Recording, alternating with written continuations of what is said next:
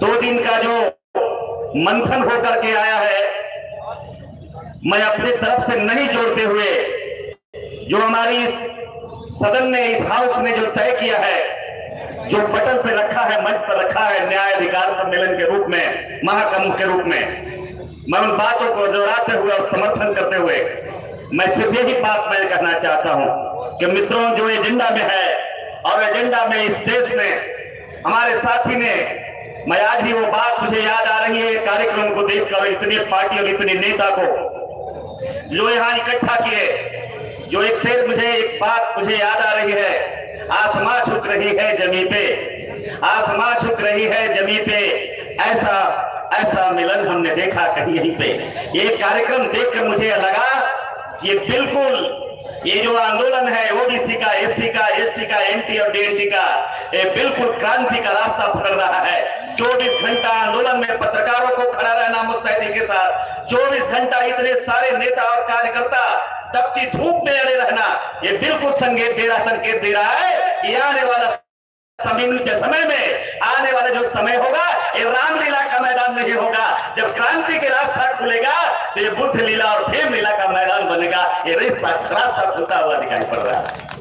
तो मित्रों, मैं सिर्फ आज हुंकार भराना चाहूंगा आप लोगों से, सिर्फ स्वीकृति लेना चाहूंगा। मैंने कहा कि अब भाषण का समय नहीं बचा है। इस देश के जालिम लोगों ने आज वही बात को मैं रख रहा हूं जो कल भी थोड़े से समय मैंने रखा था कि ये मेरे बाप दादा ने यादव नहीं बनाया था, चमार नहीं बनाया था, फांसी नहीं बनाया था, तेरे बाप दादा ने जाति बनाया है। आज जाति जनगणना पर तुझे दुख किस बात की है? हम चाहते हैं कि आप जाति जनगणना कराओ और इस देश के लोगों को बताओ, ताकि घरों में बैठे हमारे गुलाम लोग हैं, उनके पैरों से बेड़ियां खुल सके और तेरे बाप के घर में हमारे लोग भेजने का काम करें। ये इसलिए हम आंदोलन कर रहे हैं, ये जाति जनगणना इसलिए करना चाहते हैं तब हमारे इस देश के कमजोर वर्ग के लोग, इस देश के अति पिछड़ा लोग, इस देश के एससी एसटी लोग को समझ में आ जाए कि मेरे अधिकारों को किस तरह से गुलामी की जंजीर में जकड़ के रखा। हम बिल्कुल मुकम्मल तौर पर खड़े हैं और आपसे मैं चाहता हूं, आप लोग ओंकार भर के बताइए, हिंदुस्तान के लोगों, हिंदुस्तान बोलना बहुत बड़ा पाप है, मेरे से भी गलती हो गई, मैं माफी चाह रहा हूं। भारत के लोगों, मैं भारत के आप लोगों, भारत के लोगों, आप लोगों से पूछना चाहता हूं, आप मुझे बताइए, जितने लोग हैं, ओंकार भर के बताइए, क्या जद्दी जाति जनगणना होना चाहिए कि नहीं होना चाहिए? होना चाहिए कि नहीं होना चाहिए?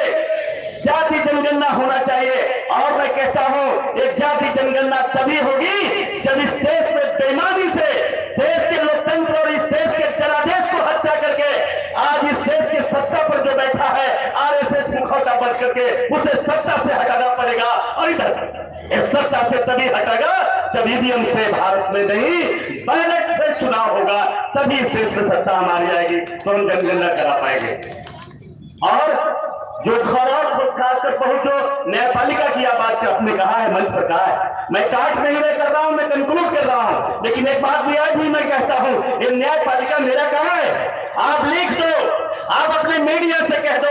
आज भी मैं कहता हूं, आज भी भारत के अंदर जो न्याय व्यवस्था है, वो न्याय व्यवस्था भारत के लोकतांत्रिक और भारत के संविधान के तहत नहीं, जाति देखकर इंसाफ किया जाता है, न्याय और सजा दी जाती है। इसलिए आज भी ये न्याय व्यवस्था पर मुझे भरोसा नहीं है। मैं आपसे कहना चाहता हूं, जिस दिन ईवीएम बदलेगा, जिस दिन सत्ता बदलेगा, उस दिन आपका न्याय बाबा साहब के संविधान से न्याय होने लगेगा। हम वो भारत देखना चाहते हैं, वो संविधान से देश को चलाने की बात करना चाहते हैं। मित्रों, समय का अभाव है, पीछे से इशारा हो रहा है। मैं आयोजक बंधुओं को, खास करके इस संस्था से जुड़े ओबीसी फ्रंट और तमाम 500 संगठन के लोग यहाँ पर जुड़े हैं, मैं तमाम लोगों को दिल से बधाई देता हूँ, मुबारकबाद देता हूँ और अपने आप को इस आंदोलन से जोड़ते हुए आपको हिम्मत देता हूँ।